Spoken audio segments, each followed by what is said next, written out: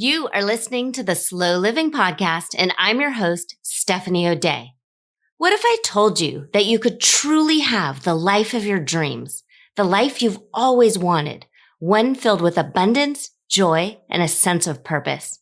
It's absolutely possible, and I see it each and every day with my coaching clients. It all starts with learning how to slow down. You deserve to live the life you've always dreamt about. Let's get started.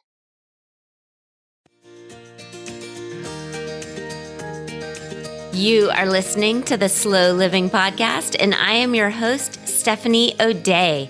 This is episode number 35, Real Clients, Real Results. And in this episode, I am hanging out with my former coaching client and friend, Beth. And Beth is absolutely wonderful. And I'm so excited to share this with you because these are real people.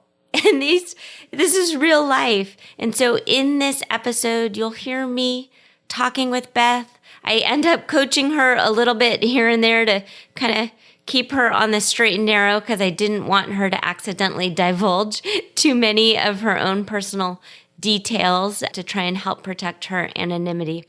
But this is what coaching is. It's doing work. It's self-care to the nth degree. It's taking the time to really pay attention to your thoughts, to your feelings, to your emotions, to help program where it is you're going. So step 2 to slow living is to program that GPS. You need to know where you're going. And in the Simple Shortcuts to Peace course, we talk about this. We need to know where you're going with your time management, with your finances, with your health, with your organization, with your relationships. And once you have goals and a plan in place for all those components, that's when you feel calm and that's when you feel at peace. So listen in as Beth shares how she now, after going through the course and working with me one-on-one for a month, does feel calm and does feel at peace. And we worked together 18 months ago, but she has carried those thoughts and feelings and daily actions and habits into today, into the here and now.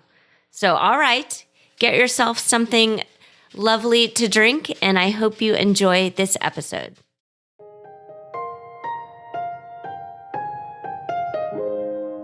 Hi there, Slow Down Society. I am here with my friend, Beth. And Beth, thank you for being here. Thank you for inviting me. We had a tiny bit of technology snafuedness, which is really interesting because I just recorded a whole podcast episode that Beth hasn't listened to yet, but on how I personally get triggered by tech and feeling kind of uncomfortable about tech things. And I think that's what we just had for both of us. Does that sound about right? Yes, it does. So Beth and I know each other through coaching. We did some coaching work together. Yes. Effective coaching work for sure. While I was coaching you, I think what is fascinating is there are times when you shined a light or maybe a mirror back and I realized, I need to maybe clarify some things. And so I think we definitely worked together and coached each other for the time we were together. I think so. Yeah. So tell me, so what made you initially seek out coaching? Because there's nothing wrong with you. So what made you decide that, okay, I am going to look for a coach right now? Well, back when you had put on Facebook a post about I am working towards my life coaching certificate. And if any of my followers were interested in doing some work, it would be helpful to me to have people to practice on. And I thought that is a great opportunity right there, because I think the obligation that you asked for people to help you was to give actual feedback, worthwhile feedback. And I knew that I could do that part for you. And I would like to explore some things that maybe I needed to work on for myself. And I just thought it was a great opportunity, something that I should try to snag. Yeah. So then let's go for it. How did I do? You did excellent. You did excellent because I knew the paperwork that I filled out prior to coaching, you had pretty thorough questions and I made myself answer them. Sometimes people would, I know in my other parts of my life, I would look at paperwork like that and I'd be like, oh, this answer will get me by. But I told myself that answer that will get me by isn't the answer that's going to help me. So I did make myself think about my answers, do the paperwork correctly, thoroughly. Some things are emotional still. And one of the things I wanted to work on was my emotional response to just about everything in life. And I wanted to be able to have a less emotional response to things. Just thinking back on how proud I am of myself, it makes me emotional again. So anyway, I'm proud of you. I'm proud of you. Doing inner work is tough because you are sort of kind of diving in on things that perhaps maybe you've squashed for a long time, or things that may be about yourself that you're not immensely proud of. And it's this feeling of vulnerability of just deciding, you know what, screw it. I'm going to get naked here and we're going to actually get to the root of what's going on. And that is a huge, major step that you took of feeling comfortable enough with yourself and then with me to be vulnerable. Exactly. Exactly. It was a big step. So how has that trickled down then in your real life? Trickled down into my real life in that I am much more analytical when I am in situations. I can step back and say, oh, this is something that's happening. How do I feel about it? Before I immediately cry about it or scream about it. I definitely learned to take the time, take the few moments, take a few beats before I react, to assess first. And I appreciate that so much. I do. I appreciate that skill. That's definitely been helpful. So how does that look? What does that look like in your real life? What was something either in work or with your daughter or something, what used to set you off, and what are you able to kind of interesting. This is an experience I'm having. I am not going to be able to think of an example right now. No, that's okay. Not. You don't have to. So then I'll remember something for you. I remember at work, and correct me if I'm wrong, sometimes some people bothered the hell out of you. Does that sound right? Yes. Okay. Yes. How does that look for you now? That actually has also improved. One of the responsibilities that bothered me so much was Saturday lunch orders, which is not a thing at everyone's job. I understand it's a thing at my job that not everyone has experience with, but Saturday lunch orders, and the employees who were involved with Saturday lunch orders, they had a hard time remembering to reply, or maybe whatever, they were busy. I don't know. I took it personally that they weren't replying for what they wanted for their lunches. And then eventually it came to be that there was another employee who needed a couple other responsibilities to keep their time busy. And so I was able to pass that off on the next person. And then it wasn't my problem anymore. And I couldn't have orchestrated that it wasn't my problem anymore. It was something that came to be organically. It wasn't my problem anymore. And I appreciated the heck out of that so much.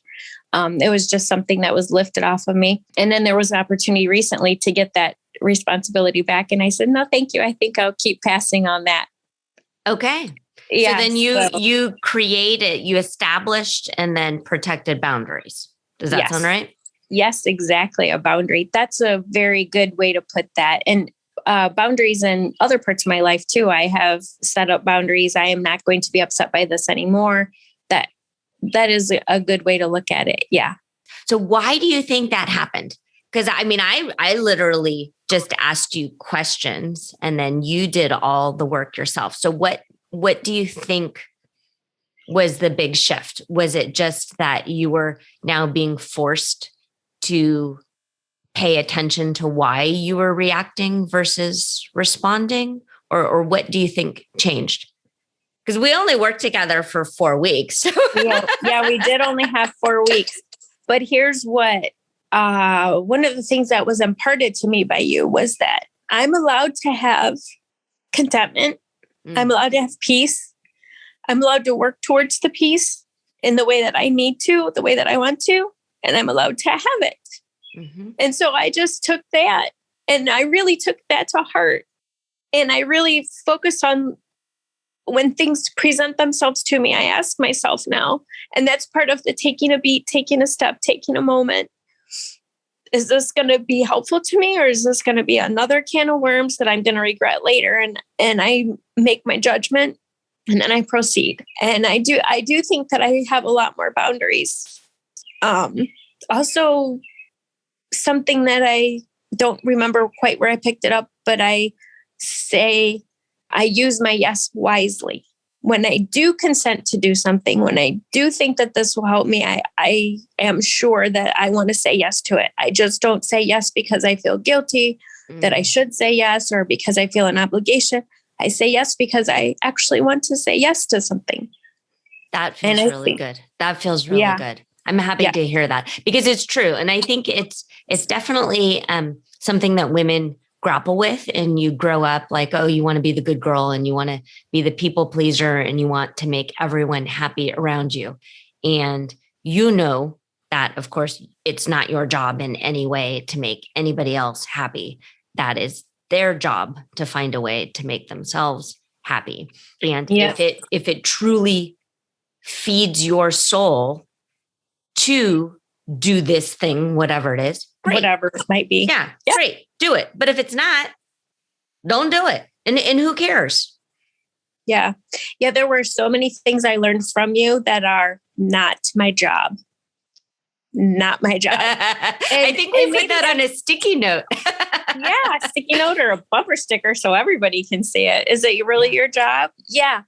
That is something too that was very valuable to me, imparted from you, that though I feel a sense of responsibility for everyone's happiness, it's actually not my responsibility.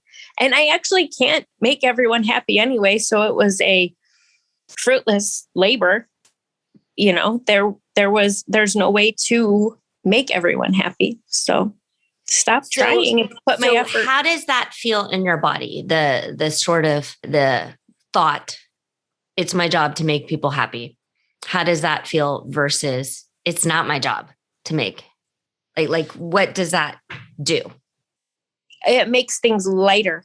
It makes my day, when I wake up, my day is lighter. I don't wake up and think, oh, how can I make myself happy today? That's not the selfish way that I wake up and look at things, but I do look at things with, I wake up and I feel less responsible. I feel able to do the things that I am responsible for. I feel more able, more productive. It's good. I just wake up, I walk around my life with a smile on my face, and, you know. So there's the metaphoric lighter that we just discussed, but then that is sort of manifested in a physical lightness. Is that right? Actually, yes, because when I did work with you, this was all the way back in October of 2020, November of 2020. We were pandemic-y. Yes. We were pandemic-y. Yes, we were. So this has been about a year and a half ago. And I did set a goal for myself to lose 40 pounds. And I randomly chose 40 pounds because I had been 40 pounds lighter in my life. And I had been even heavier in my life as well. And though I remember feeling, when I was in that 40 pounds lighter area, I remember feeling that's how I felt my best. And that's 40 pounds lighter is not my lowest weight ever. However, it was when I felt peaceful and able to maintain, although I didn't maintain it forever. But anyway, so a year and a half later, still working towards the 40 pounds lighter, but I'm 3/4 of the way there. Nice. And so I'm not at that goal, but there is life that happens in the meantime. And there are heartbreaks and there's pints of ice cream and whatever you have, but Absolutely. And you know that meeting this arbitrary number on a scale does not in any way mean that you are more worthy or better in some way. Correct. Yeah, I do understand all of that. However, I want the clothes that I want to fit the way I want them to fit. I want to feel the way I felt inside. I want to be able to carry myself with the confidence that I know I'm doing what I can do. I did what I did. I want to be healthy. I want to stick around. I'm keeping up with my blood work and checking this level, that kind of thing.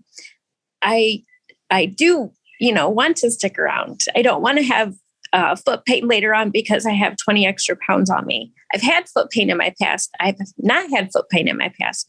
I like it better without the foot pain. Good. Talk to me about the goal setting and the kind of monthly goals. That part I have fallen off with. I have not been paying attention to. So first off, you don't owe me anything. So don't quickly dismiss that you've fallen off because it's just life. It's just life. Oh, you're okay. perfect and wonderful and amazing and lovely. And you're having a really cute hair day also. Thank you. To be honest, I feel like I'm ready for menopause. I want to be done with my period. And everyone knows you can't hurry that. You have to wait for it. And I'm just like chomping at the bit, like, okay. I think it was maybe a year ago, I skipped one period and I was like, oh, this could be at the beginning of the end. Yeah, it wasn't. And then just recently I went 7 weeks without a period. And I was like, oh, 7 weeks, here we go. And then period. So I think I'm on the cusp of maybe getting to the grand finale, maybe. Mm-hmm. But I don't know. And I do feel like I have brain fog, but I don't feel like I have a huge amount of hot flashes. I have had a couple of hot flashes and just, some other symptoms. I don't feel like I'm suffering in any way. I'm not to that point at all where I'm distressed with what's going on with my hormones. I don't think that I haven't lost control, although I do. It's still a mystery. I feel like my body is a mystery to me right now.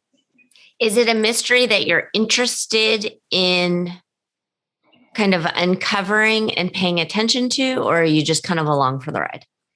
No, it is a mystery that I am interested in. I am interested in uncovering some things. I spoke about blood work. I did have blood drawn. In April, I have an appointment with my doctor. Actually, this afternoon, that's one of the other things on my to-do list today, to have a conversation, see what she thinks, see where I'm at.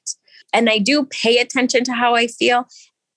And that's another part that the stepping back to taking a beat has taught me. When I am in the middle of, I could react to the situation, I ask myself too, that's another one of the things. Where am I at with my period? Is this a hormone reaction or is this like an actual Beth reaction? I like that. Unencumbered by hormones, and it's a lot to figure out in the moments that you're deciding on how you're going to react or assess something.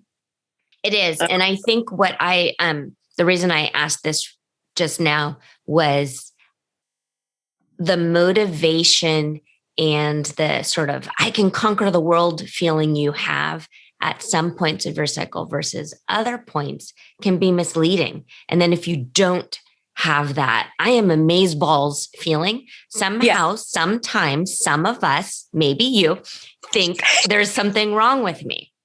And there's not. There's not. You just have to remind yourself you're still amazeballs, whether you feel it or not. Make yourself feel it. Sometimes you have to manifest it, just bring it to yourself. If it's not already there, you've got to bring it. Yeah. Yeah. It's back to if it's meant to be, it's up to me. Yeah. Along with it is to be, and it's happening. It's happening for me. Yeah. Yeah. So it's kind of a mirroring of the two. Without going into too much personal detail, because you're a real human, and we definitely signed a confidentiality agreement. We touched a little bit on healing some past trauma and then healing your inner child.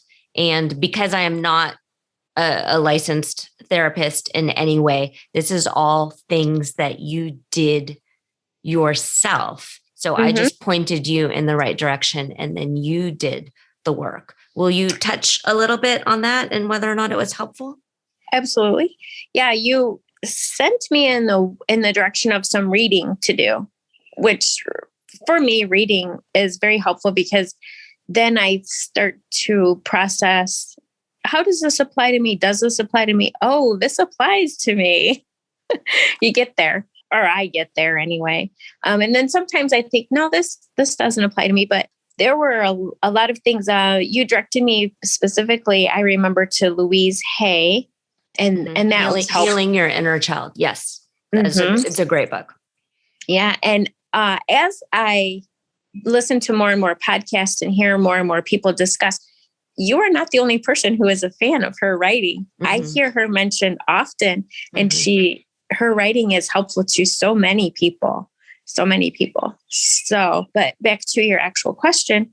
Yes, the reading, the reflection, and the deciding that, okay, yeah, things happen. I remember some things. And then also deciding that people did what they did in the best, to their best of their ability at the time. Maybe now they wouldn't do the same thing. Maybe I wouldn't react the same way. But at the time, I believe that people were doing the best that they could do. And I accepted peace with that. And so now I'm at like, okay, let's go from here. Just go from here. And the two people in my life that specifically pertains to, don't know I thought about it. Don't know I analyzed it. Don't know I have made peace with it.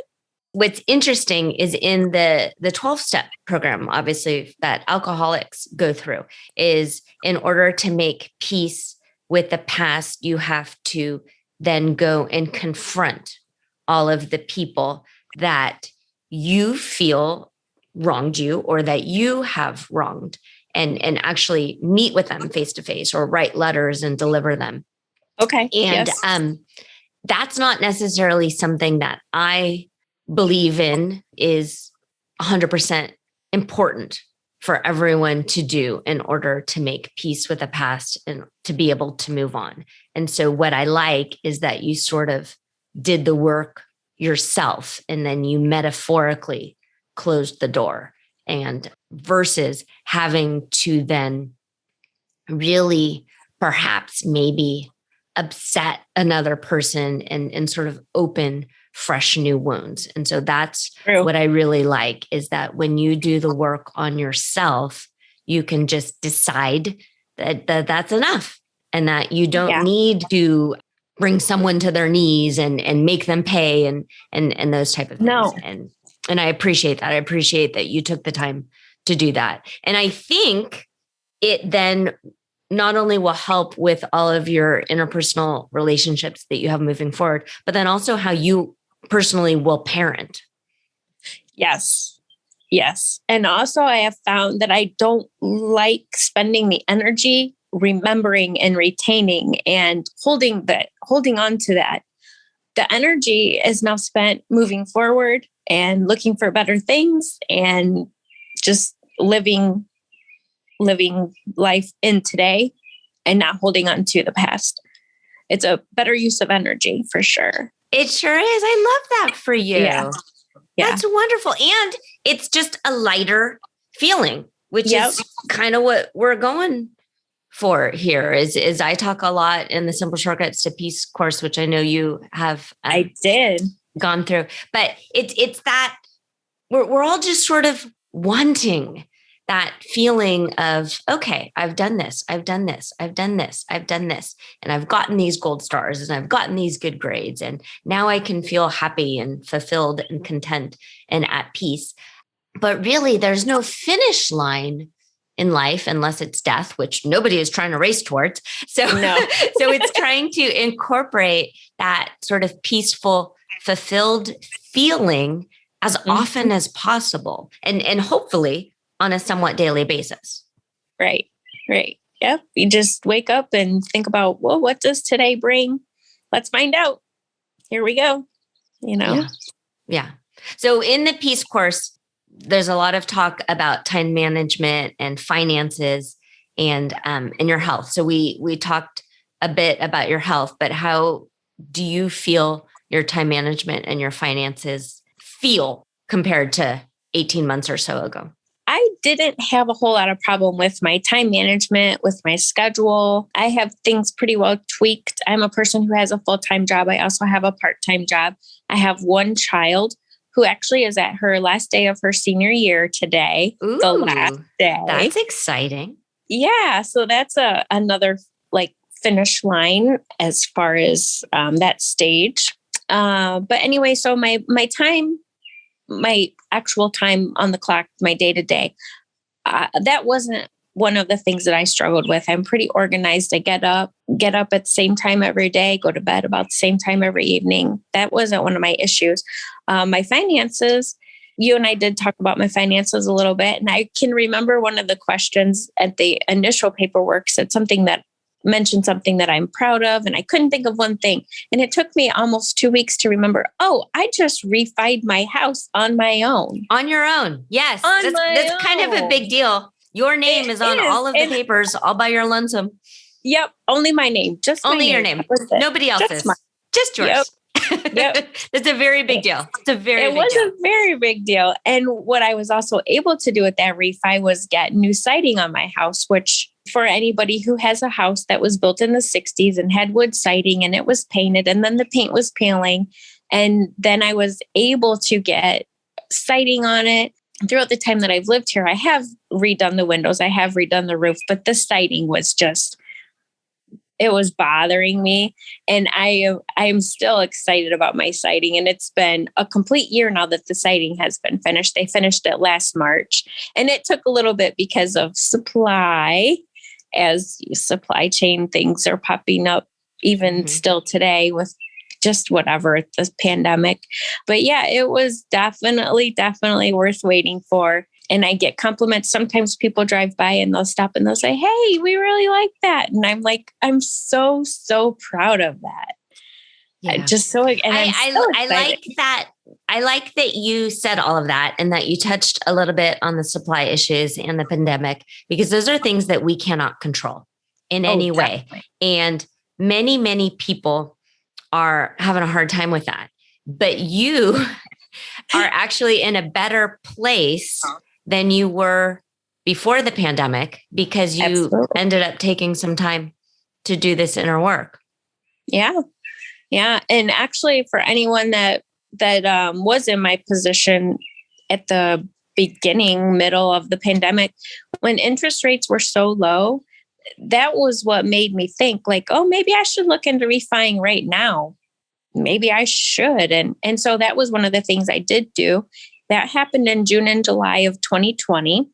And then like I said, when I talked with you, it was October, November of 2020. And I had already forgot about the refi because the siding wasn't up yet. And the siding was what I was really just shooting for. I was so excited to get that siding. So it worked out. I love sitting out on my patio now and I just look at my garage because that's the way the patio chairs face. I just look at that garage and there's the siding right there. Just the whole canvas of it. That feels good. And you're proud of yourself, and feeling proud of yourself feels good. Yeah, absolutely. Very cool. Absolutely.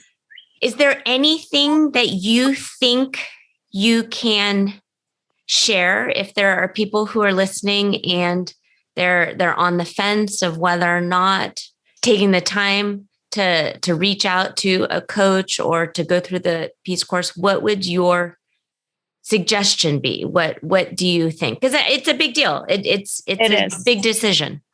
Yes, people who have jobs, more than one job, who have kids, maybe more than one kid, who have obligations, responsibilities. The time you take to work on yourself is worth it. It's worth it every time. It just is. And you're worth it. You should remind yourself and respect yourself to spend that time on yourself. And Steph is a great help for that. You are, Steph. I loved working with you. I think you're awesome. Well, thank you. I loved working with you, and I still follow. I've listened to all the podcasts, follow your posts on Facebook, interact when I have something to add. I just think you're a great person, and you do a good job, and you're thorough. I'm not going anywhere. So that's one interesting thing is, you can always reach out to me. I am not ever going anywhere. I promise. Right. You're kind of stuck with me for life now. Stuck in the best way. All right. Well, thank you, Beth. Thank you for taking time to chat with me this morning. Thank you. All right.